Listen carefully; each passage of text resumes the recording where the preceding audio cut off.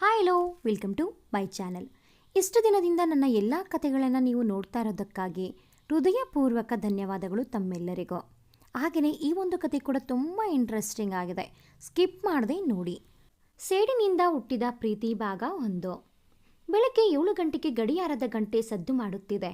ನಿದ್ದೆಯಲ್ಲಿಯೇ ಅಯ್ಯೋ ಭಾನುವಾರ ಮುಗಿದೇ ಹೋಯಿತಾ, ಸೋಮವಾರ ಬಂದಿತಲ್ಲ ಎಂದು ಗುಣುಗುತ್ತಾ ಮತ್ತೆ ದಿಂಬಿಗೆ ತಲೆ ಕೊಡುತ್ತಿದ್ದಂತೆ ರೂಮಿನ ಬಾಗಿಲನ್ನು ಬಡಿಯುತ್ತಾ, ಅಂಜಲಿ ಎದ್ದೇಳು, ಗಂಟೆ 6 ಆಯಿತು, ದೇವಸ್ಥಾನಕ್ಕೆ ಹೋಗಿ ಅಲ್ಲಿಂದ ನೀನು ಅಂಗಡಿಗೆ ಹೋಗಬೇಕು ಎಂದಾಗ, ಅಯ್ಯೋ ಅಮ್ಮ, ನೀನು ಮಾಡೋ ಅರಕೆಗೆ ನಾನು ಬಲಿಯಾಗಬೇಕಾ ಎಂದು ಒಲ್ಲದ ಮನಸ್ಸಲ್ಲಿ ತನ್ನ ಕಣ್ಣುಗಳನ್ನು ಬಿಡುತ್ತಾ ಎದ್ದೇಳಲು ಮನಸ್ಸಿಲ್ಲದೆ ಮತ್ತೆ ಮುಚ್ಚುತ್ತಾ ಅಮ್ಮನ ಕೂಗಿಗೆ ಕೊನೆಗೂ ಎದ್ದು ದೇವರಿಗೆ ಕೈ ಮುಗಿಯುತ್ತಾ ಎಲ್ಲರನ್ನೂ ಖುಷಿಯಾಗಿರು ದೇವರೇ ಎಂದು ತನ್ನ ದಿನವನ್ನು ಪ್ರಾರಂಭಿಸುತ್ತಿದ್ದಾಳೆ ನಮ್ಮ ಈ ಕಥೆಯ ನಾಯಕಿ ಅಂಜಲಿ. ಅಂಜಲಿ ಆನಂದ್ ಮತ್ತು ಸರೋಜಾ ಅವರ ಮುದ್ದಿನ ಮಗಳು, ಮಧ್ಯಮ ವರ್ಗದ ಜನ. ಡಿಗ್ರಿ ಮುಗಿಸಿ ತಂದೆಯ ಜೊತೆ ತಂದೆ ನೋಡಿಕೊಳ್ಳುತ್ತಿದ್ದ ಒಂದು ಚಿಕ್ಕದಾದ ಬಟ್ಟೆ ಅಂಗಡಿಯನ್ನು ನೋಡಿಕೊಳ್ಳುತ್ತಿರುತ್ತಾಳೆ. ಅಂತ ಹೇಳಿಕೊಳ್ಳುವಷ್ಟು ವ್ಯಾಪಾರ ನಡೆಯದಿದ್ದರೂ ಬರುವ ಆದಾಯದಲ್ಲಿ ತುಂಬ ಖುಷಿಯಾಗಿ ಜೀವನ ಸಾಗಿಸುತ್ತಿದ್ದರು. ಅಂಜಲಿ ಅಪ್ಪ ಅಮ್ಮ ಮತ್ತು ಅಜ್ಜಿಯ ಜೊತೆ ಖುಷಿಯಿಂದ ಇರುತ್ತಾಳೆ. ಅಂಜಲಿ ತನ್ನ ಎಲ್ಲ ವಿಚಾರವನ್ನು ತಂದೆಯ ಬಳಿ ಹೇಳಿಕೊಳ್ಳುವ ಅಭ್ಯಾಸ. ಅಂಜಲಿ ಸ್ವಾಭಿಮಾನಿ ಸಂಬಂಧಕ್ಕೆ, ಭಾವನೆಗಳಿಗೆ ಬೆಲೆ ಕೊಡುವ ಸ್ವಭಾವ. ಆ ರೀತಿಯ ಕುಟುಂಬದಲ್ಲಿ ಅಂಜಲಿ ಬೆಳೆದಿರುತ್ತಾಳೆ. ಅಂಜಲಿ ಒಳ್ಳೆಯವರ ಜೊತೆ ಒಳ್ಳೆಯವಳಾಗಿ, ಮಕ್ಕಳ ಜೊತೆ ಮಗುವಾಗಿ, ಅವಳ ತಪ್ಪಿರದಿದ್ದರೆ ಅದನ್ನು ಖಂಡಿಸುವ ರೀತಿಯ ಹುಡುಗಿ. ತನ್ನವರ ಮೇಲೆ ಪ್ರೀತಿ ಕಾಳಜಿ ಅವಳಿಗೆ ಸದಾ ಇರುತ್ತದೆ. ಇದು ನಮ್ಮ ಹುಡುಗಿಯ ಪರಿಚಯ. ಆ ದಿನ ದೇವಸ್ಥಾನಕ್ಕೆಂದು ಬರುತ್ತಾಳೆ. ಪೂಜೆ ಮುಗಿಸಿಕೊಂಡು ಮೆಟ್ಟಿಲನ್ನು ಇಳಿಯುತ್ತಾ ಬರುವಾಗ ಅದೇ ದೇವಸ್ಥಾನಕ್ಕೆಂದು ಬರುತ್ತಿದ್ದ ಒಬ್ಬರು ಅಜ್ಜಿ ಸುಸ್ತಿನಿಂದ ಬೀಳುತ್ತಾರೆ. ಅದನ್ನು ನೋಡಿದ ಅಂಜಲಿ ಅವರ ಬಳಿ ಓಡಿ ಬಂದು ಅವರಿಗೆ ನೀರು ಕೊಟ್ಟು, ಅಜ್ಜಿ ಎದ್ದೇಳಿ, ಇಷ್ಟೊಂದು ಮೆಟ್ಲು ಹತ್ತಿರ ನಿಮಗೆ ಆಗುತ್ತಾ, ಬನ್ನಿ ಎಂದು ಪಕ್ಕದಲ್ಲಿಯೇ ನೆರಳಿಗೆ ಕೂರಿಸಿ ಅವರ ಬಳಿ ಮಾತಾಡುತ್ತಾ ಇರುವಾಗ ಅದೇ ಸಮಯಕ್ಕೆ ಒಬ್ಬರ ಆಗಮನ. ಅಲ್ಲಿಗೆ ಗೌತಮ್ ಬರುತ್ತಾನೆ. ಅಜ್ಜಿ, ಎಷ್ಟು ಸಲ ಹೇಳಬೇಕು ನಿಮಗೆ ಆಗಲ್ಲ ಅಂತ, ಆದರೂ ಕೇಳಲ್ಲ. ಈ ದೇವರು ಅದು ಇದು ಅಂತ ನಿಮ್ಮ ಆರೋಗ್ಯ ಹಾಳು ಮಾಡಿಕೊಳ್ತಾ ಇದ್ದೀರಾ ಎಂದು ಗೌತಮ್ ಮಾತನಾಡುತ್ತಲೇ ಇರುತ್ತಾನೆ. ಆದರೆ ಅಜ್ಜಿಗೆ ಮಾತ್ರ ಅವನ ಮಾತಿನ ಕಡೆ ಗಮನ ಇರುವುದಿಲ್ಲ. ಅವರು ಅಂಜಲಿಯನ್ನೇ ನೋಡುತ್ತಾ ಕುಳಿತಿರುತ್ತಾರೆ. ನಂತರ ಗೌತಮ್ನ 2-3 ಕೂಗಿಗೆ ಹೆಚ್ಚೆತ್ತು, ಗೌತಮ್ ಯಾವಾಗ ಬಂದೆ, ಈ ಹುಡುಗಿನೇ ನನ್ನ ಕಾಳಜಿ ತೋರಿಸಿದ್ದು ಎಂದಾಗ ಅಜ್ಜಿಯ ಪಕ್ಕ ಇದ್ದ ಅಂಜಲಿಯನ್ನು ನೋಡಿ ಹೋ ಎಂದು ತನ್ನ ಪರ್ಸಿಂದ ಸ್ವಲ್ಪ ಹಣ ತೆಗೆದು ತಗೋ ಎಂದು ಹೇಳಿ ಅಜ್ಜಿಯನ್ನು ಕರೆದುಕೊಂಡು ತನ್ನ ಕಾರಿನ ಬಳಿ ಹೋಗುತ್ತಾನೆ. ಕಾರಲ್ಲಿ ಕೂತು ಇನ್ನೇನು ಕಾರ್ ಸ್ಟಾರ್ಟ್ ಮಾಡಬೇಕು ಅನ್ನುವಷ್ಟರಲ್ಲಿ ಕಾರಿನ ಕಿಟಕಿಯ ಬಾಗಿಲನ್ನು ಯಾರೋ ಬಡಿಯುತ್ತಾರೆ. ಗ್ಲಾಸ್ ಇಳಿಸಿದಾಗ ಮತ್ತೆ ಅದೇ ಹುಡುಗಿ, ಏಕೆ ಇನ್ನೂ ದುಡ್ಡು ಸಾಕಾಗ್ಲಿಲ್ವಾ, ಇನ್ನೂ ಹಣ ಬೇಕಿತ್ತಾ ಎಂದು ಹಣ ತೆಗೆದುಕೊಡಲು ಹೋಗುತ್ತಾನೆ. ಅಂಜಲಿ ಗೌತಮ್ನ ಕೈ ಹಿಡಿದು ಅವನು ಕೊಟ್ಟಿದ್ದ ಹಣವನ್ನು ಅವನಿಗೆ ಕೊಟ್ಟು, ನೋಡಿ ಮಿಸ್ಟರ್ ಹಣವಂತ, ಅಲ್ಲಿ ನೋಡಿ, ಅದು ನನ್ನ ತಾತ ನನಗೆ ಅಂತ ಕೊಡಿಸಿರೋ ಸೈಕಲ್. ಅದು ಜೀವ ಇಲ್ಲದೆ ಇರಬಹುದು, ಆದರೆ ನಾನು ಜೀವ ಇದೆ ಅಂತಾನೇ ತಿಳ್ಕೊಂಡಿದ್ದೀನಿ. ದೇವಸ್ಥಾನಕ್ಕೆ ಹೋಗುವಾಗ ನೆರಳಿತ್ತು, ನಾನು ಬರೋವಷ್ಟರಲ್ಲಿ ಬಿಸಿಲು ಬಂದು ಎಲ್ಲಿ ಬಿಸಿಲು ತಾಗುತ್ತೆ ಅಂತ ಯೋಚನೆಯಲ್ಲೇ ಹೋದೆ. ಆದರೆ ನಿಮ್ಮ ಕಾರಿನಿಂದ ಅದಕ್ಕೆ ನೆರಳು ಸಿಕ್ಕಿದೆ. ಸೊ ತಗೊಳ್ಳಿ, ಇದು ನಿಮ್ಮ ಕಾರು ನನ್ನ ಸೈಕಲ್ಗೆ ಮಾಡಿರೋ ಸಹಾಯಕ್ಕೆ ಎಂದು ಹೇಳಿ ಹೊರಡುತ್ತಾಳೆ. ಹೋಗುತ್ತಿದ್ದವಳು ಹಿಂದಕ್ಕೆ ಮತ್ತೆ ಬಂದು, ಸಹಾಯಕ್ಕೆ ಕಾಳಜಿಗೆ ಬೆಲೆ ಕಟ್ಟೋ ಮನುಷ್ಯನ ಇದೇ ಮೊದಲು ನೋಡಿದ್ದು. ನಿಮ್ಮಂಥ ಶ್ರೀಮಂತರಿಗೆ ಏನು ಗೊತ್ತು ಮಾನವೀಯತೆ ಬಗ್ಗೆ, ನಿಮಗೊಂದು ದೊಡ್ಡ ನಮಸ್ಕಾರ ಎಂದು ಹೇಳಿ ಅಲ್ಲಿಂದ ಹೊರಡುತ್ತಾಳೆ. ಗೌತಮ್ ಸಿಟ್ಟಿನಿಂದ ಕಾರಿನಿಂದ ಕೆಳಗಿಳಿಯಲು ಯತ್ನಿಸಿದಾಗ ಅಜ್ಜಿ ತಡೆಯುತ್ತಾರೆ. ಸಿಟ್ಟಿನಿಂದಲೇ ಅಲ್ಲಿಂದ ಹೊರಡುತ್ತಾರೆ. ಗೌತಮ್ ಸರಸ್ವತಿ ಗೌರ್ಮೆಂಟ್ಸ್ನ ಯಜಮಾನ. ಅರವಿಂದ್ ಮತ್ತು ಸರಸ್ವತಿಯವರ ಒಬ್ಬನೇ ಮಗ. ಚಿಕ್ಕಂದಿನಲ್ಲಿಯೇ ತಾಯಿಯನ್ನು ಕಳೆದುಕೊಂಡಿರುತ್ತಾನೆ. ಅಮ್ಮನ ಪ್ರೀತಿಯಿಂದಲೂ ದೂರ ಆಗಿರುತ್ತಾನೆ. ತಂದೆ ಅರವಿಂದ್ ಇವನಿಗಾಗಿ ಇನ್ನೊಂದು ಮದುವೆ ಮಾಡಿಕೊಳ್ಳುತ್ತಾರೆ. ಅದು ಗೌತಮನಿಗೆ ಇಷ್ಟವಾಗದೆ ಅವರಿಬ್ಬರನ್ನೂ ದ್ವೇಷಿಸಲು ಪ್ರಾರಂಭಿಸುತ್ತಾನೆ. ಕುಮುದಾ ಅವರು ಎಷ್ಟು ಪ್ರೀತಿ ತೋರಿಸಿದರೋ ತನ್ನ ಅಮ್ಮನ ಸ್ಥಾನದಲ್ಲಿ ಬೇರೆಯವರನ್ನು ನೋಡಲು ಅವನು ಇಷ್ಟಪಡುತ್ತಿರಲಿಲ್ಲ. ಕುಮುದಾ ಅವರಿಗೆ ಇದು ತುಂಬ ನೋವನ್ನು ಉಂಟುಮಾಡುತ್ತಿತ್ತು. ತನ್ನ ಅಜ್ಜಿಯ ಬಳಿಯೇ ಬೆಳೆಯುತ್ತಾನೆ. ಅರವಿಂದ್ ಮತ್ತು 2ನೇ ಪತ್ನಿ ಕುಮುದಾ ಅವರಿಗೆ ಶಾಲಿನಿ ಎಂಬ ಮಗಳಿರುತ್ತಾಳೆ. ಈ 3 ಜನರನ್ನು ಕಂಡರೂ ಅವನಿಗೆ ಆಗುತ್ತಿರಲಿಲ್ಲ. ಗೌತಮನಿಗೆ ಸಂಬಂಧಗಳ ಹಾಗೂ ಮಾನವೀಯತೆಯ ಪ್ರೀತಿಯ ಅರ್ಥ ಅವನಿಗೆ ತಿಳಿದೇ ಇರುವುದಿಲ್ಲ. ಅವನಿಗೆ ವ್ಯಾಪಾರ ವ್ಯವಹಾರ, ಹಣ, ಹೆಸರು, ಪ್ರತಿಷ್ಠೆ ಬಿಟ್ಟು ಬೇರೆ ಜಗತ್ತೇ ಇರುವುದಿಲ್ಲ. ಶುದ್ಧ ಕೋಪಿಷ್ಟ. ಪ್ರತಿಷ್ಠೆಗಾಗಿ ಏನು ಮಾಡಲು ಸಿದ್ಧನಿರುತ್ತಾನೆ. ಇದು ಗೌತಮ್ನ ಕತೆ. ಗೌತಮ್ ಅಜ್ಜಿಯನ್ನು ಮನೆಗೆ ಬಿಟ್ಟು ಆಫೀಸ್ಗೆ ಬರುತ್ತಾನೆ. ಅವನು ಬಂದಿದ್ದು ತಿಳಿದು ಆಫೀಸ್ನಲ್ಲಿ ಎಲ್ಲರೂ ತಮ್ಮ ತಮ್ಮ ಕೆಲಸಗಳಲ್ಲಿ ತೊಡಗುತ್ತಾರೆ. ಗೌತಮ್ನನ್ನು ಕಂಡರೆ ಎಲ್ಲರಿಗೂ ಭಯದಿಂದ ಕೆಲಸ ಮಾಡುತ್ತಿರುತ್ತಾರೆ. ಅವನು ಕ್ಯಾಬಿನ್ಗೆ ಬಂದು ಅವತ್ತು ನಡೆದ ವಿಚಾರ ತಿಳಿದು ಸಿಲ್ಲಿ ಎಂದು ಸುಮ್ಮನಾಗುತ್ತಾನೆ. ಅದೇ ಸಮಯಕ್ಕೆ ಅವನ ಸ್ನೇಹಿತ ಸಂತೋಷ್ ಅಲ್ಲಿಗೆ ಬರುತ್ತಾನೆ. ಅವನು ಗೌತಮ್ನ ಬಳಿಯೇ ಕೆಲಸ ಮಾಡುತ್ತಿರುತ್ತಾನೆ. ಗೌತಮನಿಗೆ ನ್ಯೂಸ್ ಪೇಪರ್ ಕೊಟ್ಟು, ನೋಡು ಗೌತಮ್, ಗಾರ್ಮೆಂಟ್ಸ್ ಕಂಪನಿಗಳ ಸಂಘದ ಅಧ್ಯಕ್ಷರ ಮುಂದಿನ ಪೈಪೋಟಿಯಲ್ಲಿ ಅಜಯ್ ಕುಮಾರ್ ಗೆಲ್ಲುವ ಸಾಧ್ಯತೆ ಅಂತ ಬರೆದಿದ್ದಾರೆ ಎಂದು ಹೇಳುತ್ತಾನೆ. ತಕ್ಷಣ ಆ ಪೇಪರ್ ಬಿಸಾಕುತ್ತಾನೆ. ಆಗ ಸಂತೋಷ್, ಗೌತಮ್ ಸಮಾಧಾನ ಕಣೋ, ಇನ್ನೂ ಅಂತೆ ಅಷ್ಟೇ, ಇನ್ನೂ ಸಮಯ ಇದೆ. ಅಜಯ್ ನಾಟಕವಾಡಿ ಎಲ್ಲರ ಮನಸ್ಸನ್ನು ಗೆಲ್ತಾ ಇದ್ದಾನೆ. ನೀನು ಸ್ವಲ್ಪ ಕೋಪ ಕಡಿಮೆ ಮಾಡಿಕೊಂಡು ಅಂದ ತಕ್ಷಣ ಗೌತಮ್ ಅವನನ್ನು ನೋಡಿ, ಈ ಗೌತಮ್ ಯಾರ ಹತ್ರನೂ ನಾಟಕ ಆಡೋಕ್ಕೆ ಹೋಗಲ್ಲ, ಅವ್ರ ಹತ್ರ ಕೈ ಚಾಚೋಕ್ಕೆ ನಂಗೆ ಬರಲ್ಲ, ಅವರೆಲ್ಲರ ಮುಂದೆ ಈ ಗೌತಮ್ ತಲೆ ಬಗ್ಗಿಸಲ್ಲ, ಗೌತಮ್ ಬದಲಾಗೋ ಮಾತೇ ಇಲ್ಲ ಎನ್ನುತ್ತಾನೆ. ಸಂತೋಷ್, ಆದರೆ ಈ ಎಲೆಕ್ಷನಲ್ಲಿ ನಾನೇ ಗೆಲ್ಲಬೇಕು, ಗೆಲ್ತೀನಿ ಅಷ್ಟೇ ಎಂದು ಹೇಳುತ್ತಾನೆ. ಇಲ್ಲಿ ಅಂಗಡಿಗೆ ಬಂದ ಅಂಜಲಿ ತಡವಾದ್ದರಿಂದ ಅವಳ ಅಂಗಡಿಯಲ್ಲೇ ಕೆಲಸ ಮಾಡುವ ಪವಿತ್ರ ಮತ್ತು ಕುಮಾರ್ ಬಾಗಿಲ ಬಳಿ ಕಾಯುತ್ತಾ ಇರುತ್ತಾರೆ. ಅವರ ಬಳಿ ಬಂದು ಸಾರಿ ಎನ್ನುತ್ತಾ ದೇವಸ್ಥಾನದಲ್ಲಿ ನಡೆದ ವಿಷಯವನ್ನು ಹೇಳುತ್ತಾ, ಎಷ್ಟೋ ದುರಂಕಾರ ಅವನಿಗೆ, ದುಡ್ಡಿದ್ರೆ ಸಾಕು, ಮಾನವೀಯತೆಗೆ ಬೆಲೆನೇ ಇಲ್ವಾ ಈ ಶ್ರೀಮಂತ ಜನರಿಗೆ ಎಂದು ಬೈಯುತ್ತಾ ತನ್ನ ವ್ಯಾಪಾರದಲ್ಲಿ ಮಗ್ನಳಾಗುತ್ತಾಳೆ. ಗೌತಮನಿಗೆ ಒಬ್ಬನೇ ಪೈಪೋಟಿ, ಅದೇ ಅಜಯ್ ಕುಮಾರ್. ಇಬ್ಬರಿಗೂ ಒಬ್ಬರನ್ನು ಕಂಡರೆ ಮತ್ತೊಬ್ಬರಿಗೆ ಆಗುತ್ತಿರಲಿಲ್ಲ. ಒಬ್ಬನ ಸೋಲಿನಲ್ಲಿ ಮತ್ತೊಬ್ಬನ ಖುಷಿ. ಅದು ಹೇಗಾದರೂ ಯಾವ ರೀತಿಯಾದರೂ ಸರಿ. ಒಬ್ಬರನ್ನು ಮತ್ತೊಬ್ಬರು ತುಳಿದು ಬದುಕಲು ಪ್ರಯತ್ನ ಮಾಡುತ್ತಿರುತ್ತಾರೆ. ಅಜಯ್ ಕೆಟ್ಟ ರೀತಿಯಲ್ಲಿ ಹಣ ಸಂಪಾದನೆ ಮಾಡುವ ವ್ಯಕ್ತಿ. ಹಣವಿದ್ದರೆ ಎಲ್ಲದೂ ನನ್ನದೇ ಎಂಬ ಕಲ್ಪನೆ. ಆ ದಿನ ಗೌತಮ್ನ ಅಜ್ಜಿ ಅಂಜಲಿ ಬಗ್ಗೆ ಯೋಚಿಸುತ್ತಾ, ನನ್ನ ಮೊಮ್ಮಗನಿಗೆ ಅವಳೇ ಸರಿಯಾದ ಜೋಡಿ, ಹೀಗೆ ಉತ್ತರ ಕೊಟ್ಟಳು ಎಂದುಕೊಳ್ಳುತ್ತಿರುತ್ತಾಳೆ. ರಾತ್ರಿ ಕೆಲಸ ಮುಗಿಸಿ ಅಂಜಲಿ ಮನೆಗೆ ಬಂದು ಊಟ ಮುಗಿಸಿ ಮಲಗುತ್ತಾಳೆ. ಮುಂದಿನ ದಿನ ಎಂದಿನಂತೆ ಬೆಳಗ್ಗೆ ಅಂಜಲಿ ಅಂಗಡಿಗೆ ಹೋಗುವಾಗ ದಾರಿಯಲ್ಲಿ ಒಂದು ಕಾರು ಬಂದು ಅವಳ ಸೈಕಲ್ಗೆ ಡಿಕ್ಕಿ ಹೊಡೆಯುತ್ತದೆ. ಅಂಜಲಿ ಕೆಳಗೆ ಬೀಳುತ್ತಾಳೆ. ಸಿಟ್ಟಿನಿಂದ ಎದ್ದು ಅಲ್ಲೇ ಇದ್ದ ಒಂದು ಕಲ್ಲನ್ನು ತೆಗೆದುಕೊಂಡು ಕಾರಿಗೆ ಹೊಡೆಯಲು ಹೋಗುತ್ತಾಳೆ. ತಕ್ಷಣ ಗ್ಲಾಸ್ ಇಳಿಸಿದಾಗ ಯಾರೆಂದು ನೋಡಿದರೆ ಗೌತಮ್. ಅಂಜಲಿಗೆ ಇನ್ನೂ ಕೋಪ ಜಾಸ್ತಿಯಾಗಿ, ನೀನಾ, ನೋಡ್ಕೊಂಡು ಕಾರು ಓಡಿಸೋಕ್ಕಾಗಲ್ವಾ ಎಂದು ಹೇಳುತ್ತಾಳೆ. ಸಿಟ್ಟಿನಿಂದ ಕಾರಿನಿಂದ ಇಳಿದ ಗೌತಮ್, ಅದನ್ನು ನಾನು ನಿನ್ನನ್ನು ಕೇಳಬೇಕು, ಓಡಿಸ್ತಾ ಇರೋದು ಸೈಕಲ್, BMW ಕಾರು ಓಡಿಸೋ ಥರ ರೋಡ್ ನಿನ್ನದೇ ಅಂದ್ಕೊಂಡ್ರೆ ಹೀಗೆ ಆಗೋದು.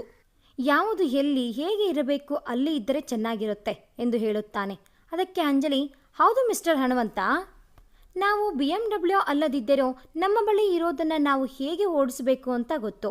ನನ್ನ ಸೈಕಲ್ ಎಲ್ಲಿ ಬೇಕಾದರೂ, ಅಂದರೆ ನಿಮ್ಮ BMW ಹೋಗೋ ಜಾಗದಲ್ಲಿ ಕೂಡ ಹೋಗುತ್ತೆ. ನಿಮ್ಮ ಈ BMW ನನ್ನ ಸೈಕಲ್ ಹೋಗೋ ಕಡೆ ಹೋಗುತ್ತಾ ಮಿಸ್ಟರ್ ಹಣವಂತ? ಹಾಗೆ ಎಲ್ಲಿ ಹೋದರೂ ಹೇಗೆ ಹೋಗ್ತೀವಿ ಅನ್ನೋದು ಮುಖ್ಯ, ಕಾರು ಸೈಕಲ್ ಅಲ್ಲ. ಮೇಲು ಕೀಲು ಅನ್ನೋದು ಬಿಟ್ಟು ನಿಮ್ಮದು ದಾರಿ ಸರಿ ಇದೆಯಾ ಅಂತ ಯೋಚನೆ ಮಾಡಿ ಎಂದು ಹೇಳುತ್ತಾಳೆ. ಅವರಿಬ್ಬರ ಜಗಳವನ್ನು ಅಲ್ಲಿ ಸುತ್ತಮುತ್ತಲಿನ ಜನರೆಲ್ಲ ನೋಡುತ್ತಾ ನಿಂತಿರುತ್ತಾರೆ. ಅಂಜಲಿ ಅವನಿಗೆ ಅಲ್ಲಿ ಅವಮಾನ ಮಾಡುತ್ತಿದ್ದಂತೆ ಅವನಿಗೆ ಅನಿಸುತ್ತದೆ. ಅಷ್ಟು ಜನರೆಲ್ಲ ಗೌತಮ್ನದೇ ತಪ್ಪು ಎಂಬಂತೆ ಮಾತನಾಡುತ್ತಾರೆ. ಇದರಿಂದ ಅವನಿಗೆ ಇನ್ನಷ್ಟು ಅವಮಾನವೆನಿಸಿ ಅಲ್ಲಿಂದ ಏನೂ ಮಾತನಾಡದೆ ಸಿಟ್ಟಿನಿಂದ ಹೊರಟು ಹೋಗುತ್ತಾನೆ. ಅಂಜಲಿ ಮತ್ತು ಗೌತಮ್ನ ಎರಡೂ ಭೇಟಿಯಲ್ಲೂ ಜಗಳ, ಸಿಟ್ಟಿನಿಂದ ಗೌತಮ್ ಕೋಪದಿಂದ ಹೊರಡುತ್ತಾನೆ. ಅಲ್ಲಿಂದ ಸಿಟ್ಟಿನಿಂದ ಆಫೀಸ್ಗೆ ಹೋಗುತ್ತಾನೆ. ಅವನ ಆಫೀಸಲ್ಲಿ ಸರಳ ಎಂಬ ಉದ್ಯೋಗಿ ಗರ್ಭಿಣಿ. ಅವನ ಬಳಿ ಬಂದು, ಸರ್, ಇವತ್ತು ಹಾಸ್ಪಿಟಲಲ್ಲಿ ಚೆಕಪ್ ಇದೆ, ಹೋಗಬೇಕು ಎಂದಾಗ ಅವಳಿಗೆ ಬೈದು ಕೆಲಸ ಮಾಡುವಂತೆ ಹೇಳುತ್ತಾನೆ. ಅದರಿಂದ ಎಲ್ಲ ಉದ್ಯೋಗಿಗಳಿಗೂ ಈ ಸ್ವಭಾವ ಹಿಡಿಸುವುದಿಲ್ಲ. ಎಲ್ಲರೂ ಅವನನ್ನೇ ನೋಡುತ್ತಾರೆ. ಅವರಿಗೂ ಬೈದು ಕಳಿಸುತ್ತಾನೆ. ಹೀಗೆ ಮನುಷ್ಯತ್ವ, ಮಾನವೀಯತೆ ಇಲ್ಲದಂತೆ ವರ್ತಿಸುತ್ತಾನೆ. ಅದು ನಡೆದ ಮುಂದಿನ ದಿನ ಗೌತಮ್ ಯಾವುದೋ ಮೀಟಿಂಗ್ ಮುಗಿಸಿ ಒಂದು ಹೋಟೆಲ್ನಿಂದ ಹೊರಗಡೆ ಬರುತ್ತಾನೆ. ಅಲ್ಲಿಯೇ ಸಮೀಪದಲ್ಲಿ ಅಂಜಲಿ ತನ್ನ ಸೈಕಲ್ ನಿಲ್ಲಿಸಿ ಒಂದು ಅಂಗಡಿಗೆ ಹೋಗುವುದನ್ನು ಗೌತಮ್ ನೋಡುತ್ತಾನೆ. ಆ ಸೈಕಲಿಂದ ತಾನೇ ಅವತ್ತು ನನಗೆ 4 ಜನರ ಮುಂದೆ ಅವಮಾನ ಆಗಿದ್ದು ಎಂದು ಅದನ್ನು ಮುರಿದು ಹಾಕುವಂತೆ ಮಾಡುತ್ತಾನೆ. ಅಂಗಡಿಯಿಂದ ಹೊರಬಂದು ಮುರಿದು ಹೋಗಿ ಬಿದ್ದಿದ್ದ ಸೈಕಲನ್ನು ನೋಡಿ ಅಳಲು ಪ್ರಾರಂಭಿಸುತ್ತಾಳೆ ಅಂಜಲಿ. ಅದು ಅವಳ ತಾತ ಕೊಡಿಸಿದ ಸೈಕಲ್. ತಾತನ ನೆನಪುಗಳು ಅದರಲ್ಲಿ ಇರುತ್ತದೆ. ಅಲ್ಲಿಗೆ ಬರುವ ಗೌತಮ್, ಇವಾಗ ಯಾವ ಕಾರಿಗೂ ಡಿಕ್ಕಿ ಹೊಡೆಯೋ ಅವಶ್ಯಕತೆ ಇರೋದಿಲ್ಲ, ಇದನ್ನ ಕಾರಣ ಇಟ್ಕೊಂಡು ಬೇರೆಯವರ ಜೊತೆ ಜಗಳ ಆಡೋದು ಇರೋದಿಲ್ಲ ಎಂದು ಹೇಳಿ ಜೋರಾಗಿ ನಗುತ್ತಾನೆ. ಅಂಜಲಿ ಅವನ ಕೆನ್ನಿಗೆ ಜೋರಾಗಿ ಹೊಡೆಯುತ್ತಾಳೆ. ಅದು ನನ್ನ ತಾತನ ನೆನಪು, ಅದು ನನ್ನ ಸ್ನೇಹಿತೆಯಂತೆ. ಛೇ, ನನ್ನ ಜೀವನದಲ್ಲಿ ಯಾಕೆ ಈ ಥರ ತೊಂದರೆ ಕೊಡ್ತಾ ಇದ್ದೀಯಾ? ಸಂಬಂಧ ಭಾವನೆಗಳ ಬೆಲೆ ಗೊತ್ತಾ ನಿನಗೆ? ನಿಮ್ಮಂಥ ಶ್ರೀಮಂತರಿಗೆ ಇದು ಅರ್ಥ ಆಗಲ್ಲ ಯಾವತ್ತೂ ಕೂಡ ಎಂದು ಅಳುತ್ತಾ ಅಲ್ಲಿಂದ ಹೊರಡುತ್ತಾಳೆ. ಅವಮಾನದ ಮೇಲೆ ಅವಮಾನ. ಅದು ಈ ಬಾರಿ ಎಲ್ಲರ ಮುಂದೆ ಆದ ಅವಮಾನ. ಅದು ಕೆನ್ನೆಗೆ ಹೊಡೆದು ಅವಮಾನ ಆದದ್ದನ್ನು ಅವನಿಂದ ಸಹಿಸಲು ಆಗುವುದಿಲ್ಲ. ಅದೇ ಸಮಯಕ್ಕೆ ಅಲ್ಲಿಗೆ ಬರುವ ಸಂತೋಷ್ ನನಗೆ ಇನ್ನೊಂದು ಗಂಟೆಯಲ್ಲಿ ಅವಳ ಬಗ್ಗೆ ವಿಚಾರಿಸಲು ತಿಳಿಸುತ್ತಾನೆ. ಇಲ್ಲಿ ದುಃಖದಿಂದ ಮನೆಗೆ ಬರುವ ಅಂಜಲಿ ಅಮ್ಮನನ್ನು ತಬ್ಬಿ ಅಳುತ್ತಾಳೆ. ಅವಳ ಅಪ್ಪ ಅಮ್ಮ ಸಮಾಧಾನ ಮಾಡುತ್ತಾರೆ. ಅಲ್ಲಿಂದ ಅವಳು ಅಂಗಡಿಗೆ ಬರುತ್ತಾಳೆ. ಅವಳು ಅಂಗಡಿಗೆ ಬಂದು ನಡೆದ ವಿಚಾರವನ್ನು ಹೇಳುತ್ತಾಳೆ. ಅವನ ಜೊತೆ ಅವನ ಮನೆಯವರು ಹೇಗೆ ಜೀವನ ಮಾಡುತ್ತಾ ಇದ್ದಾರೋ ಎಂದು ಮಾತನಾಡುವಾಗ ಪವಿತ್ರ ಒಂದು ಬುಕ್ ಓದುತ್ತಾ ಅಲ್ಲಿಗೆ ಬರುತ್ತಾಳೆ. ಹೇ ನೋಡಿ, ಗೌತಮ್ ಅಂತ, ಸರಸ್ವತಿ ಗೌರ್ಮೆಂಟ್ಸ್ ಯಜಮಾನ, ಎಷ್ಟು ಚೆನ್ನಾಗಿದ್ದಾರೆ, ಹಾಗೆ ಹೀಗೆ ಎಂದು ಮಾತನಾಡುವಾಗ ಅಂಜಲಿ ಅದನ್ನು ಎಸೆದು ಅಂಗಡಿಗೆ ಬರುವವರ ಕಡೆ ಗಮನ ಕೊಡು, ಅವರು ಯಾರಿಂದನೂ ನಿನ್ನ ಹೊಟ್ಟೆ ತುಂಬಲ್ಲ ಎಂದು ಹೇಳುತ್ತಾಳೆ. ಅದಕ್ಕೆ ಪವಿತ್ರ, ನೀನಂತೂ ನೋಡಲ್ಲ, ನೋಡೋರ್ನ ಕಂಡ್ರೂ ಆಗಲ್ಲ, ಅದೆಂಥ ಹುಡುಗ ಸಿಗ್ತಾನೋ ಏನೋ ಎಂದು ಗುಣುಗುತ್ತಾ ಹೊರಡುತ್ತಾಳೆ. ಅಂಜಲಿಗೆ ಸೈಕಲ್ ಕಡೆಯೇ ಗಮನ. ಇಲ್ಲಿ ಗೌತಮ್ ಆಫೀಸ್ಗೆ ಬಂದರೂ ಅವನಿಗೆ ಆದ ಅವಮಾನ, ಆ ಘಟನೆ ಅವನ ಕಣ್ಣ ಮುಂದೆಯೇ ಬರುತ್ತಿರುತ್ತದೆ. ಅದೇ ಸಮಯಕ್ಕೆ ಟಿವಿಯಲ್ಲಿ ಕೂಡ ನ್ಯೂಸಲ್ಲಿ ಅವಳು ಅವನಿಗೆ ಹೊಡೆದದ್ದು ಸುದ್ದಿಯಾಗಿರುತ್ತದೆ.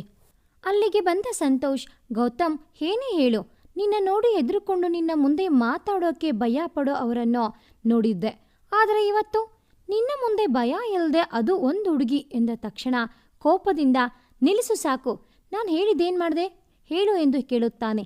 ಸಂತೋಷ್, ಹಾಂ ಗೊತ್ತಾಯಿತು, ಹೆಸರು ಅಂಜಲಿ, ಅವರ ತಂದೆಯ ಬಟ್ಟೆ ಅಂಗಡಿಯನ್ನು ನೋಡಿಕೊಂಡು ಜೀವನ ನಡೆಸುತ್ತಾರೆ.